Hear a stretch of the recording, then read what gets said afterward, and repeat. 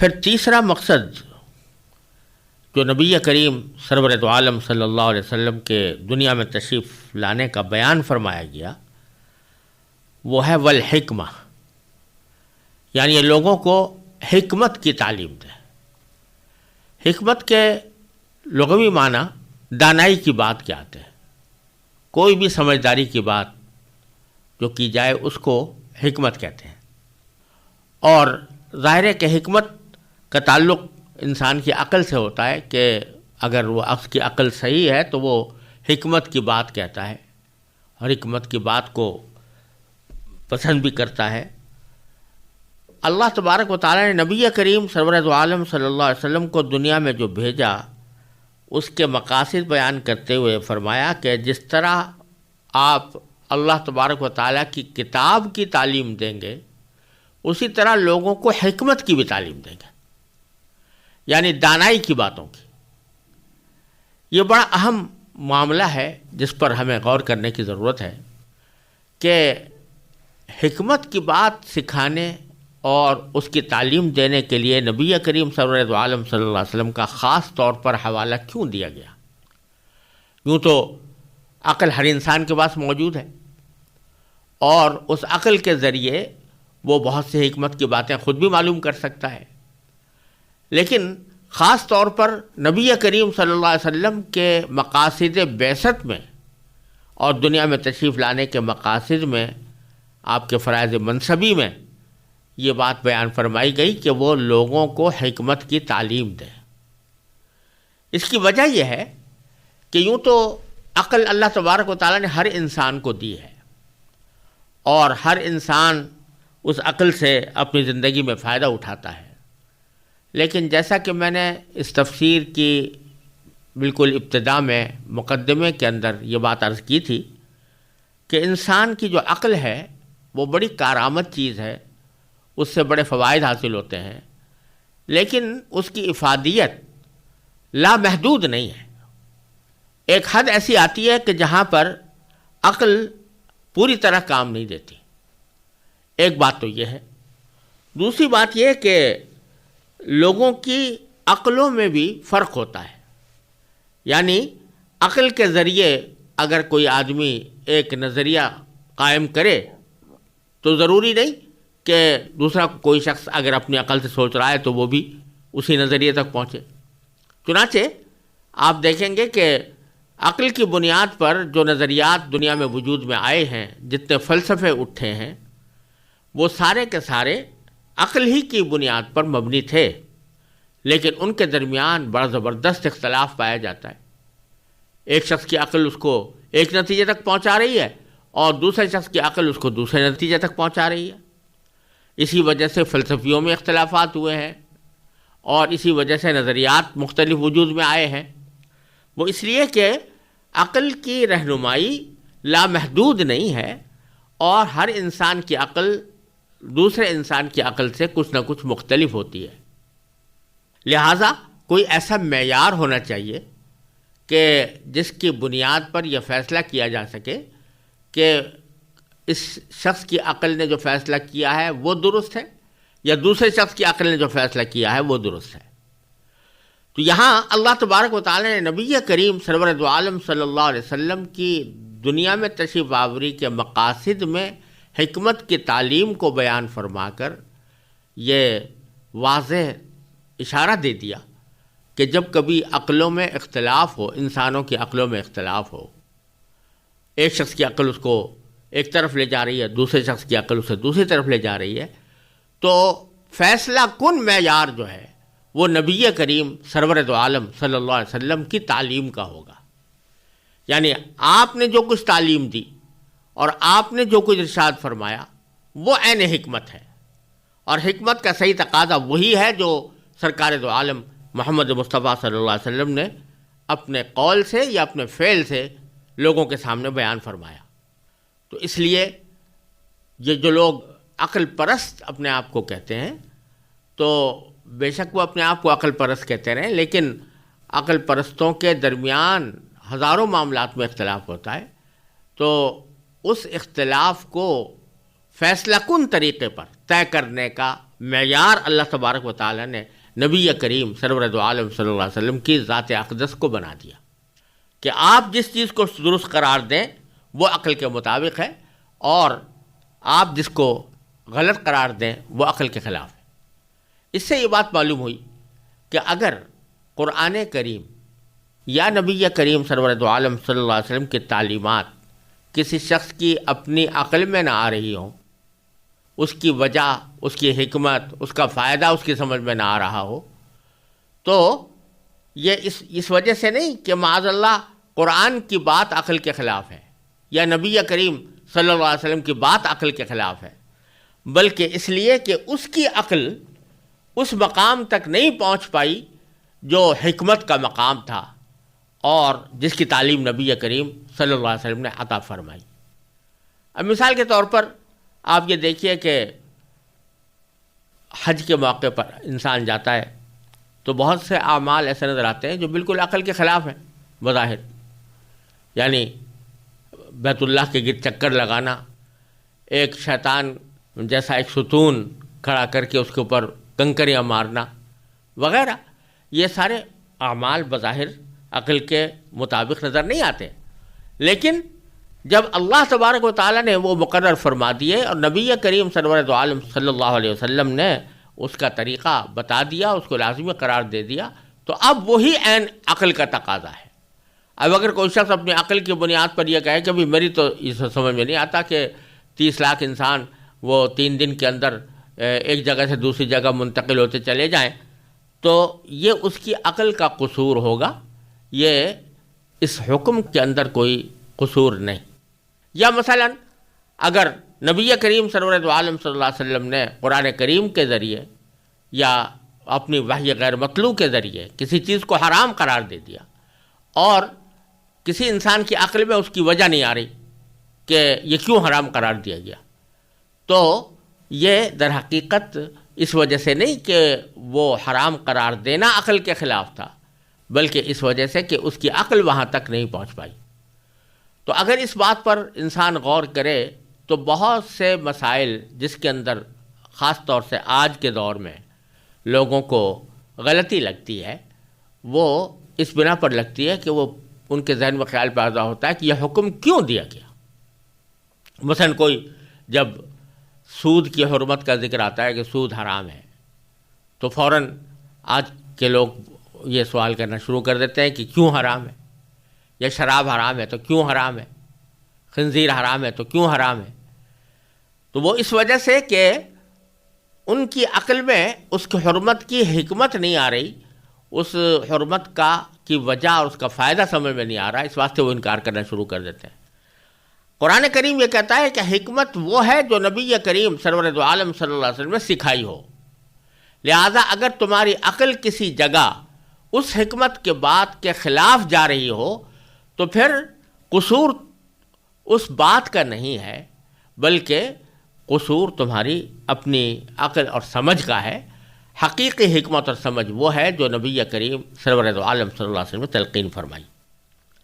یہ ایک اہم بات ہے جس کی وجہ سے کتاب کے ساتھ حکمت کا بھی ذکر فرمایا گیا۔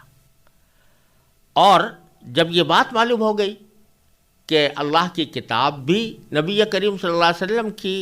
تعلیم کے بغیر پوری طرح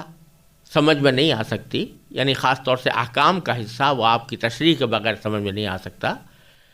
اور یہ بات بھی معلوم ہو گئی کہ حکمت وہی ہے جو نبی کریم صلی اللہ علیہ وسلم نے بیان فرمائی اور لوگوں کو سکھائی، اور بہت سی باتیں ایسی ہیں جو بعض انسانوں کی سمجھ میں نہیں آئیں گی لیکن نبی کریم صلی اللہ علیہ وسلم نے ارشاد فرمائی ہے، لہٰذا وہی حکمت ہوں گی۔ جب یہ بات سمجھ میں آ گئی تو اس سے خود بخود یہ نتیجہ نکلتا ہے کہ دین کو سمجھنے کے لیے اور دین کے صحیح احکام اور تعلیمات تک پہنچنے کے لیے جس طرح قرآن ضروری ہے، اسی طرح نبی کریم سرور دو عالم صلی اللہ علیہ وسلم کی سنت بھی ضروری ہے۔ اور سنت کے معنی ہے حضور اقدس صلی اللہ علیہ وسلم کے اقوال، آپ کے ارشادات یا آپ کے افعال، یعنی جو کام آپ نے کیے، اور آپ کی زندگی کا پورا طرز عمل، وہ سنت کہلاتا ہے۔ تو جس طرح قرآن ضروری ہے تو قرآن ہی یہ بتا رہا ہے کہ جس طرح قرآن ضروری ہے، اس کی تلاوت ضروری ہے، اس کو سمجھنا ضروری ہے، اسی طرح نبی کریم صلی اللہ علیہ وسلم نے جو اس کی تعلیم دی، اس تعلیم اور تشریح کو سمجھنا بھی ضروری ہے، اس کو جاننا بھی ضروری ہے، اور جن حکمت کی باتوں کی تعلیم دی تو ان حکمت کی باتوں کو سمجھنا بھی ضروری ہے۔ اور یہ جب ضروری ہے تو یہ اس کے بغیر سمجھ میں نہیں آ سکتی کہ جب تک نبی کریم صلی اللہ علیہ وسلم کی احادیث اور سیرت ہمارے سامنے نہ ہو۔ تو اس وجہ سے خود قرآن کا تقاضا یہ ہے کہ نبی کریم صلی اللہ علیہ وسلم کی سیرت اور سنت، اس کو بھی دین کا لازمی حصہ اور شریعت کا ایک بنیادی ماخذ قرار دیا جائے۔ یہاں بعض لوگ یہ شبہ پیدا کرتے ہیں کہ قرآن تو ہمارے پاس تواتر کے ساتھ اس طرح پہنچا ہے کہ اس کے ایک حرف، ایک نقطے، ایک شوشے میں کوئی تبدیلی نہیں ہوئی، لیکن نبی کریم صلی اللہ علیہ وسلم کی سنت جو احادیث کی شکل میں ہم تک پہنچی ہے وہ اتنے تواتر کے ساتھ نہیں آئی، اور اس کے اندر احتمال ہے کہ وہ اپنی اصل شکل میں محفوظ نہ رہی ہو، اور اس شبے کی وجہ سے ہم ایک مشتبہ چیز پر کیسے عمل کریں۔ لیکن پہلی بات تو یہاں یہ سمجھنے کی ہے کہ اگر واقعتاً اس آیت کریمہ کا تقاضا یہ ہے کہ انسان کا دین قرآن کے ساتھ سنت کے بغیر مکمل نہیں ہو سکتا، اور دوسری طرف اللہ تبارک و تعالیٰ نے ایک طرف تو نبی کریم صلی اللہ علیہ وسلم کی سنت کو ایک لازمی حصہ دین کا قرار دے دیا، اور دوسری طرف اس سنت کو محفوظ رکھنے کا کوئی انتظام نہیں فرمایا، تو یہ تو اللہ تبارک و تعالیٰ کی حکمت بالغہ اور قدرت بالغہ کے اوپر اعتراض ہوگا کہ ایک طرف آپ یہ فرما رہے ہیں کہ ہم نے حضور کو اس لیے بھیجا تاکہ قرآن سکھائیں اور حکمت سکھائیں، اور یہ قرآن اور حکمت کی ضرورت صرف صحابہ کرامی کو نہیں تھی، قیامت تک آنے والے تمام انسانوں کو تھی۔ آپ کی تعلیم کے لیے، انسانوں کی تعلیم کے لیے آپ کو بھیجا گیا، اور پھر جو تعلیم آپ نے دی اور جو حکمت آپ نے سکھائی اس کو محفوظ رکھنے کا اللہ تعالیٰ نے کوئی انتظام نہیں کیا، تو یہ تکلیف مالا یطاق لازم آتی ہے جو اللہ تعالیٰ کی قدرت کاملہ اور حکمت بالغہ سے ممکن نہیں ہے۔ لہٰذا خود اسی سے پتہ چل رہا ہے کہ ضرور نبی کریم صلی اللہ علیہ وسلم کی سنت کو محفوظ رکھنے کا اللہ تبارک و تعالیٰ نے انتظام فرمایا ہوگا، اور پھر وہ انتظام حقیقت میں اگر واقعے کے اندر دیکھا جائے تو وہ واقعتاً ایسا انتظام ہے کہ دنیا کی کسی بھی ملت، کسی بھی مذہب میں اپنے پیغمبر کے ارشادات اور آپ کی سیرت کو محفوظ رکھنے کا ایسا اہتمام کبھی نہیں ہوا جتنا اس امت محمدیہ اللہ صاحب الصلاۃ والسلام کے علماء نے کیا۔ اس کی ایک بہت لمبی چوڑی تفصیل ہے جو یہاں مختصر الفاظ میں بیان نہیں کی جا سکتی۔ یہ پورا علم ہے، علم حدیث، علم اسماء الرجال، علم جرح و تعدیل، احادیث کو چھان پھٹک کرنے کا، اس کو تنقید کی چھلنیوں میں چھان کر اس میں سے دودھ کا دودھ اور پانی کا پانی الگ کر دینا، یہ محدثین کا بہت بڑا عظیم کارنامہ ہے جو اللہ تبارک و تعالیٰ نے ان سے لیا۔ اسی لیے لیا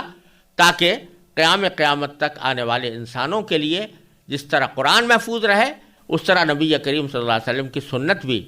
محفوظ رہ کر ان تک پہنچے اور وہ اس سے رہنمائی حاصل کریں۔ پھر آخری اور چوتھا مقصد بیان یہ فرمایا گیا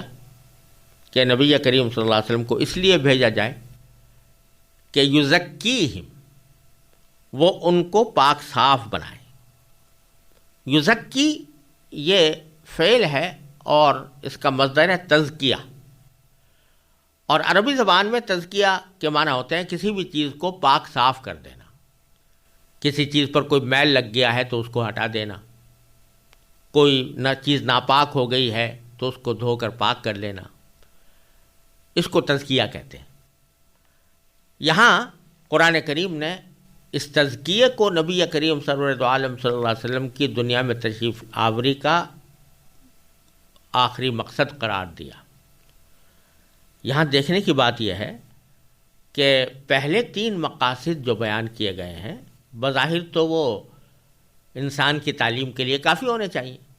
یعنی حضور نے تلاوت بھی کر دی، تلاوت کا طریقہ بھی سکھا دیا، کتاب یعنی قرآن کے معانی کی تعلیم بھی دے دی، اور اس سے جو احکام نکل رہے ہیں ان کی وضاحت بھی فرما دی، اور حکمت بھی سکھا دی کہ کون سی بات حکمت کی ہے. یہ سارے کام ہو گئے تو بظاہر تعلیم تو مکمل ہو گئی. اب چوتھی چیز کی کیا ضرورت ہے؟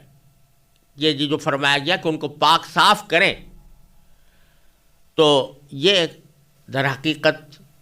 ایک عظیم حقیقت کی طرف اللہ تبارک و تعالی نے رہنمائی فرمائی ہے. وہ یہ کہ یہ تزکیے سے مراد ہے عملی تربیت. ایک تو کسی چیز کا علم حاصل ہو جانا ہوتا ہے اور ایک اس کی عملی تربیت ہوتی ہے. ایک شخص نے فرض کیجیے نظریاتی طور پر دوسرے کو علم طب پڑھا دیا کہ کس طرح کون سی بیماریاں ہوتی ہیں، ان کا علاج کیا ہوتا ہے، اس کے کیا کیا طریقے ہیں، یہ ساری تفصیل اس کو پڑھا دی. لیکن صرف پڑھ لینے سے وہ ڈاکٹر نہیں بن جائے گا، صرف پڑھ لینے سے وہ علاج کا طریقہ نہیں سیکھ لے گا. اس کے لیے ضروری ہے کہ کچھ عرصے کسی ماہر کی صحبت میں رہ کر اس کی ٹریننگ حاصل کرے، تربیت حاصل کرے. چنانچہ ساری دنیا میں رواج ہے کہ اگر کسی شخص نے میڈیکل سائنس کی تعلیم حاصل کی ہے تو صرف اس کی ڈگریاں حاصل کر لینے سے بات نہیں بنتی، جب تک کہ کچھ عرصے کسی ماہر ڈاکٹر کے ساتھ رہ کر عملی تربیت اس نے حاصل نہ کی ہو. اور یہ صرف کسی ایک علم و فن کے ساتھ خاص نہیں ہے، دنیا کے ہر کام میں یہ ہوتا ہے. یہاں تک کہ کھانا پکانے کی کتابیں لوگوں نے لکھ کر چھاپ رکھی ہیں کہ کون سا کھانا کس طرح پکایا جاتا ہے. لیکن کوئی شخص اگر صرف اس کتاب کی بل پر، اس کتاب کو دیکھ دیکھ کر کھانا پکانا چاہے تو وہ نہیں پکا سکے گا، یا پکائے گا تو خراب پکائے گا، جب تک کہ کسی ماہر پکانے والے سے اس نے عملی تربیت حاصل نہ کی ہو. تو یزکیہم کے معنی یہ ہے کہ آپ نے جب قرآن کریم اور حکمت کی تعلیم دے دی تو اس قرآن کریم کے احکام پر اور حکمت کی باتوں پر عمل کس طرح کیا جائے، اس کا طریقہ کس طرح حاصل، اس کا طریقہ کیا ہو، اس کے لیے نبی کریم صلی اللہ علیہ وسلم اس لیے بھیجے گئے ہیں تاکہ اس کی عملی تربیت دے لوگوں کو. چنانچہ سرکار دو عالم صلی اللہ علیہ وسلم نے صرف معنی ہی نہیں سکھائے بلکہ تربیت بھی دی. اور جیسا میں نے حضرت سعد بن ابی وقاص رضی اللہ تعالیٰ عنہ کا یہ ارشاد پہلے نقل کیا تھا کہ انہوں نے فرمایا کہ ہم نے نبی کریم صلی اللہ علیہ وسلم سے علم بھی سیکھا، عمل بھی سیکھا اور قرآن پڑھنے کا طریقہ بھی سیکھا. تو عمل بھی سیکھا کہ کیا معنی کہ عملی تربیت حاصل کی کہ کون سا کام کس طرح کیا جاتا ہے. اس میں ایک عملی تربیت تو ظاہری افعال کی ہوتی ہے، مثلا نماز، کہ نماز کس طرح پڑھی جائے. تو سرکار دو عالم صلی اللہ علیہ وسلم نے نماز پڑھ کے دکھائی اور فرمایا صلو کما رأیتمونی اصلی، اسی طرح پڑھو جیسے کہ تم نے مجھے پڑھتے ہوئے دیکھا. یہ عملی تربیت ظاہری افعال کی ہو رہی ہے. روزہ رکھا آپ نے تو عملی تربیت اس کی دے دی، حج فرمایا تو حج کی عملی تربیت دے دی. لیکن کچھ اعمال ایسے ہیں اور کچھ احکام ایسے ہیں کہ جو ظاہری اعمال سے یا ظاہری افعال سے تعلق نہیں رکھتے. مثلا قرآن کریم فرماتا ہے جگہ جگہ کہ اللہ تعالیٰ کا شکر ادا کرو، شکر کرو، صبر کرو. تکبر اللہ تعالیٰ کو پسند نہیں ہے، حسد اللہ تعالیٰ کو پسند نہیں ہے، بغض اللہ تعالیٰ کو پسند نہیں ہے. اب یہ چیزیں ایسی ہیں کہ تکبر ہو یا حسد ہو یا بغض ہو، یہ ایسی خرابیاں ہیں اور ایسے گناہ ہیں کہ ان کا تعلق ظاہری اعضاء سے نظر نہیں آتا. یہ انسان کے دل کی بیماریاں ہیں. ان دل کی بیماریوں کو جب نکالا جائے تو اس کا نام تزکیہ ہے. یعنی ایک شخص کے دل میں فرض کیجئے تکبر تھا اور نبی کریم صلی اللہ علیہ وسلم نے اپنی عملی تربیت کے ذریعے اس کے دل سے تکبر نکال پھینکا،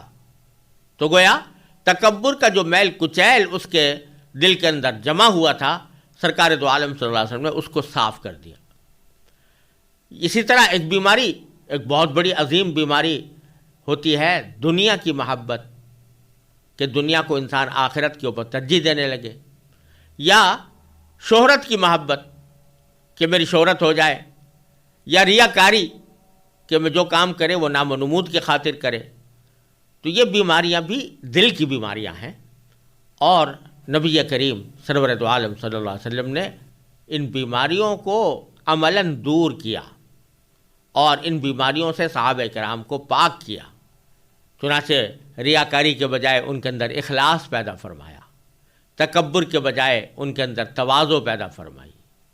حسد کے مقابلے میں ان کے دلوں میں ایثار پیدا فرمایا۔ یہ ساری جو برائیاں ہیں وہ دلوں سے نکال کر ان میں اچھائیاں پیدا کرنا، اس کا نام تزکیہ ہے۔ اور اسی تزکیے کو در حقیقت نبی کریم سرورت عالم صلی اللہ علیہ وسلم نے عملی طور پر بھی کر کے دکھایا، اور پھر صحابہ کرام کا تزکیہ کرنے کے بعد صحابہ کرام نے اپنے شاگردوں کا تزکیہ کیا، اور انہوں نے اپنے شاگردوں کا، اور یہ سلسلہ نبی کریم صلی اللہ علیہ وسلم کے وقت سے آج تک اس طرح چلا آتا ہے۔ اور اس تزکیے کے لیے محض نظریاتی طور پر علم حاصل کر لینا کافی نہیں ہوتا، بلکہ اس کے لیے ضروری ہوتا ہے کہ جس شخص کا تزکیہ ہو چکا ہو وہ اس کو اپنا مقتدا بنا کر، اس کے ساتھ رہ کر، اس کی صحبت اٹھا کر، اس کی باتیں سن کر آدمی خود اپنا تزکیہ کرے، اور اپنے دلوں سے یہ بیماریاں دور کر کے اللہ تبارک و تعالیٰ نے جن چیزوں کو فضائل قرار دیا ہے وہ اپنے دل کے اندر پیدا کرے۔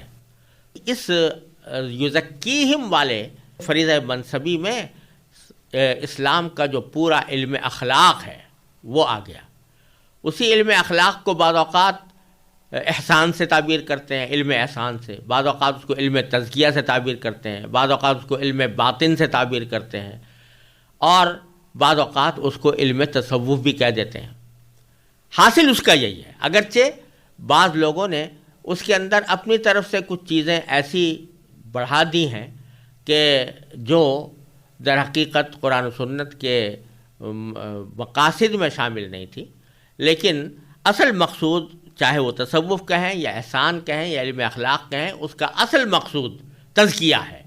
کہ انسان اچھی صفات سے آراستہ ہو جائے، اس کے دل میں اچھی صفات پیدا ہو جائیں